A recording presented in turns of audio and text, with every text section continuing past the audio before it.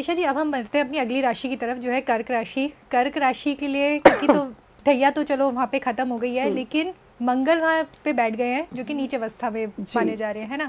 अब राहु जा रहे हैं, है ना, अष्टम भाव में। तो वहाँ इनके ऊपर क्या उथल पुथल होने वाली है, क्योंकि राहु और मंगल तो वैसे भी सही नहीं माने जाते साथ में जी, तो इनका क्या रहने वाला है? देखिए, राहु और मंगल षडाष्टक योग बनाएंगे यहाँ से, और षडाष्टक योग भी अच्छा नहीं माना जाता राहु और मंगल का।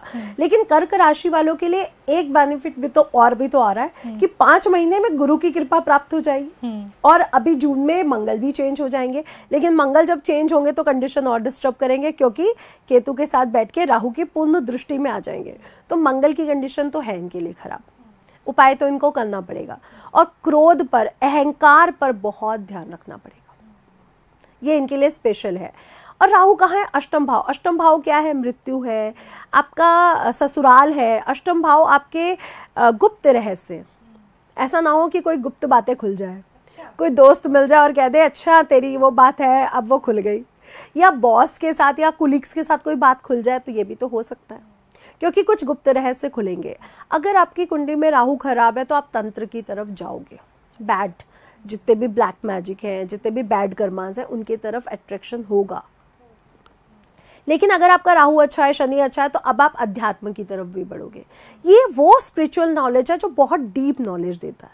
ये किताबी नॉलेज नहीं है, ये एक मेडिटेशन के थ्रू या सपनों के थ्रू या आपको आपके आंसर मिलने शुरू हो जाते हैं। ये वो वाली नॉलेज है कि मैं अगर 10 देवी के बारे में सोच रही हूँ तो कुछ ऐसी चीजें मुझे अपने आप मिल जाए कि मुझे उनके बारे में साक्षात्कार हो जाए। तो ये वो वाला है कि हम ढूंढ नहीं रहे। 9th हाउस तो हम ढूंढते हैं, हमारी रिसर्च है। अष्टम भाव तो एक ऐसी रिसर्च है जहां पे आप पहुंच जाते हो अपने आप, और राहु उस चीज को बढ़ा रहा है। अब आपने कई लोगों को देखा है, कई लोगों को राजा की किताबें पढ़ना, भूतों की किताबें पढ़ना बड़ी पसंद होती है। ये इम्पैक्ट बढ़ेगा कर्क राशि के लिए। अच्छा, तो ये बढ़ने वाला है। अब अगर कर्क राशि की बात करूं तो 12th हाउस में गुरु का गोचर है। 12th हाउस में गुरु का गोचर अपने आप अध्यात्म को भी बढ़ा देता है, क्योंकि वो 12th हाउस है ना, मोक्ष भाव है, तो अध्यात्म को वो बढ़ाएगा। और यहाँ पे राहु पर दृष्टि होने के कारण पूरा अध्यात्म बढ़ेगा। अच्छा, तो आध्यात्मिक तो आप होने वाले हो, लेकिन राहु की दृष्टि जाएगी 2nd हाउस वाणी पर, तो अपनी वाणी पर कंट्रोल रखें, सोच समझ के खाइए पीजिए, और परिवार को अब थोड़ा सा छोड़ के आगे बढ़ो। ये नहीं कि मैं अपनी बीवी में रोमांस में मस्त हूँ या अपने फैमिली के साथ खेलना चाह रहा हूँ, नहीं। अब आपको आध्यात्मिक होना पड़ेगा, स्पिरिचुअल नॉलेज की तरफ, या आप जो भी जॉब कर रहे हो उसकी डीप नॉलेज में आपको घुसना पड़ेगा। अब काम नहीं चलेगा कि जैसे आपने देखा कि एस्ट्रोलॉजर्स बढ़ते चले जा रहे हैं, सब एस्ट्रोलॉजर हैं, जिनको अधूरा ज्ञान भी है वो भी एस्ट्रोलॉजर है। मैं अब वो कहना चाहूंगी, अब जो राहु और केतु का जो स्थान परिवर्तन हो रहा है, बहुत से एस्ट्रोलॉजर्स के लिए बहुत ऐसा ड्रामेटिक चेंज लाएगा कि वो गायब हो जाएंगे, क्योंकि अब ज्ञान की बात होगी, अब सही नॉलेज की बात होगी कि नॉलेज बेसिकली है कहाँ। तो अब आपको अपने जो एरिया से संबंधित वो ज्ञान रखना पड़ेगा। अगर आपको लग रहा है अरे मेरी जॉब तो चल रही है, नहीं, ऐसा नहीं होने वाला, आपको निकाल के बाहर कर दिया जाएगा। तो कर्क राशि वालों, जो भी जॉब कर रहे हो उसकी डीप नॉलेज रखो। इंट्यूटिव तो होते ही हैं ये लोग, लेकिन डीप नॉलेज बहुत ज़रूरी है इनके लिए। तो राहु आपकी डीप नॉलेज बढ़ाने आ रहा है। सोच समझ कर खाइए पीजिए। हार्मोनल डिसबैलेंस थोड़ा सा आपको देखने को मिल सकता है, पेट से संबंधित रोग देखने को मिल सकता है, लेकिन वो अपने आप समय से ठीक हो जाएंगे। इसके लिए 2 बार डॉक्टर से एडवाइस लीजिए। राहु केतु का जितना भी कनेक्शन हमारे हेल्थ से होता है, मैं वहाँ पे 2 बार एडवाइस लेने के लिए कहती हूँ कि पहली बार में ठीक से नहीं पता चलेगा।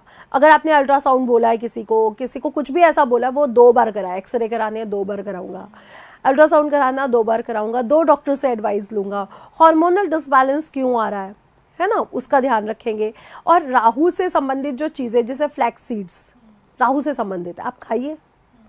कर्क राशि वाले तो इस समय 18 महीने यानी 2025-26 खा ले, इनको हार्मोनल डिसबैलेंस होगा ही नहीं, इनके लिए बहुत अच्छा है। राहु की दृष्टि जाएगी आपके 12th हाउस पर। 12th हाउस पर दृष्टि जाने के कारण विदेशी कनेक्शंस ऑफ कोर्स बनेंगे, सपने भी बहुत आएंगे, सपनों में बहुत सी चीजें इनको क्लियर होंगी, क्योंकि गुरु और राहु दोनों का मिक्सचर आ रहा है वहां पे। और मैं कोई भी जब 2 ग्रह मिलते हैं तो मैं ये क्लियर करती हूँ कि अब आपके जीवन में कुछ चेंजेस आएंगे, क्योंकि भगवान ने ऐसे ही तो नवग्रहों को मिलाया नहीं होगा, एक साथ बिठाया नहीं होगा, कुछ तो उन्होंने भी सोचा होगा, है ना। तो कुछ ड्रास्टिक चेंज हर कोई प्लैनेट, चेंजेस पॉजिटिव नेगेटिव कैसे भी हो सकते हैं, ये कुंडली पे डिपेंड करेगा कि आपकी कुंडली में गुरु कैसा बैठा हुआ है। एक्चुअली में गोचर तो हम देख रहे हैं, लेकिन बैठा कैसे है। अगर वो पॉजिटिव बैठा तो बहुत पॉजिटिव रिजल्ट दे जाएगा। राहु को, आपने राहु देखना, आप शनि को देख लो अपनी कुंडली उठा के, शनि अच्छा है तो मतलब आपके वारे ने आ रहे तो अब तय है। तो कर्क राशि के लिए जो रेमेडी रहेगी वो आपको बेसिकली बहुत ज़्यादा अपने घर से थोड़ा सा लगाव को ख़त्म करो, क्योंकि 4th हाउस पर दृष्टि, 2nd हाउस पर दृष्टि, सुख के कंफर्ट से थोड़ा सा हटो। अब मुझे बाहर जाके जॉब करनी है, मैं करूँगा, मुझे स्टेट चेंज करना है, मैं करूँगा, मुझे देश चेंज करना है, मैं करूँगा, तो आपके लिए बहुत अच्छा। और अगर उपाय की बात करती हूँ तो स्पिरिचुअल नॉलेज, काली जी के अंदर चले जाओ, काली जी के पास चले जाओ, क्योंकि वो कौन है, शमशान वासिनी, समुद्र के किनारे, नदियों के किनारे उनका मंदिर है। बस अब आपका स्थान वही होना चाहिए। तो महीने में एक बार। एक चीज़ मैं, आप अपनी बात पूरी करें, इसमें एक चीज़ पूछना चाहूँगी, बिकॉज काली पूजा को बहुत सारे लोग ये कहते हैं कि नॉर्मल गृहस्थ में आप नहीं कर पाते हैं, तो क्या यहाँ पे ये नॉर्मल इंसान भी इसको कर सकते हैं? गृहस्थ लोग काली जी की मूर्ति नहीं रख सकते अपने घर। अच्छा। क्योंकि वो शमशान वासिनी है और वो शव पर खड़ी है, या वो शिव जी पर खड़ी है। कई लोग कहते हैं वो शव पर खड़ी है, क्योंकि अगर आप शमशान काली की बात करेंगे तो वो शव पर खड़ी है, और अगर आप महाकाली की बात करेंगे तो वो शिव जी पे खड़ी है, तो तब नहीं रख सकते। अदरवाइज आप पूजा कर सकते हो, स्त्रियां भी और पुरुष भी। मानसिक तौर पर की, मानसिक तौर पे कर सकते हैं, महीने में एक बार सैटरडे के दिन, क्योंकि राहु का टाइम कब आता है, शनिवार रात या बुधवार रात, या राहु काल में। आप किसी भी दिन राहु काल में पहुंच जाओ। अच्छा। और राहु काल शाम को, संडे तक, शाम तक पहुंचते हैं, तो आप संडे की शाम राहु काल के समय भी जा सकते हैं। अच्छा। तो आप काली जी के दर्शन करो, उनको अनार चढ़ाओ, उनको लाल चीजें चढ़ाओ, लाल चुनरी है, लाल चूड़ियां हैं, लाल अनार है, या लाल मिठाई है। अच्छा। तो वो प्रसन्न हो जाएंगे, क्योंकि केतु, मंगल को भी तो हमें देखना पड़ेगा ना, केतु और मंगल को।